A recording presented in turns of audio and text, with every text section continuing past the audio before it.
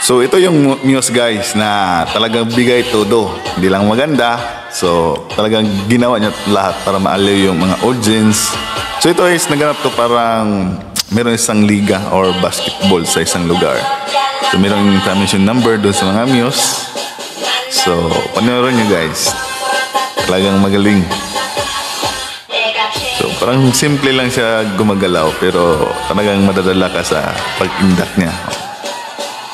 Wow. Amazing.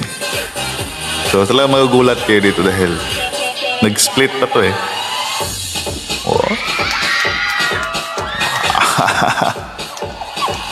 Wala ba kayong mga kamay ka? Ito, dapat yung bigay to. Doon yung hindi ka mahihiya ba?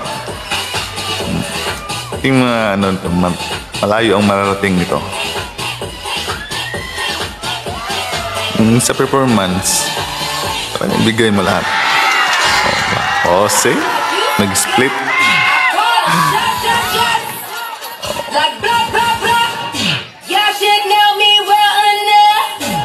Ding. So meron pa itong ano eh, yung barang yung team siguro niya. Sinayawan nila. Wow.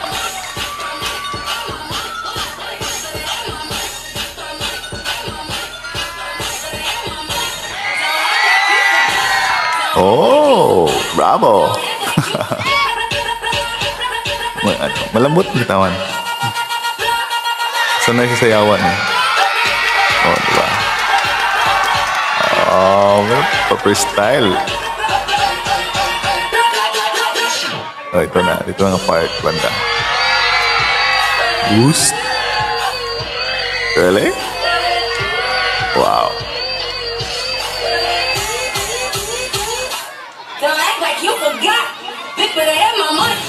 So, siguro sa baranggayan. Oh, split ba?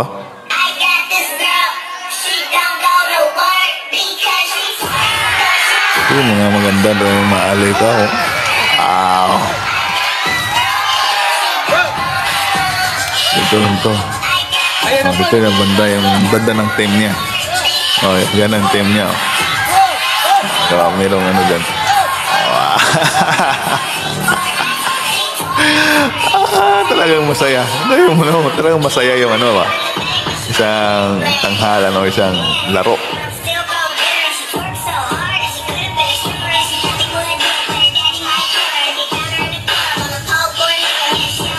Bah, nahabol siya ng cameraman.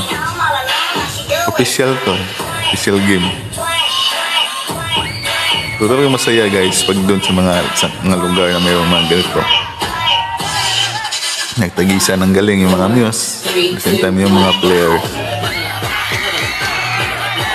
Oh. Yeah. You can see that. So, mayroon pang back up, oh.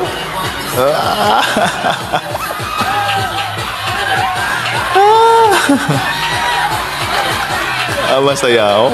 Oh, diba? Oh, yung maganda ba? Oh.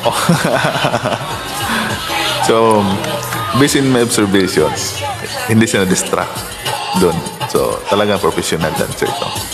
Diba yung professional dancer, hindi mo basta-basta ma-distract yan. Kahit anong galakas ng sigawan, mayroong ano. Patuloy lang siya kasi naka-mindset na yung galaw niya. Pag naputol yun, talagang mawala siya sa passing or makalimutan niya yung step. Kasi pinag-aralan niya, nagpracticean niya. So, wow. Diba? Ang galing. Maraming galapin nila naghabol. Painit naman ang ating binibili ang buong stage. Alright.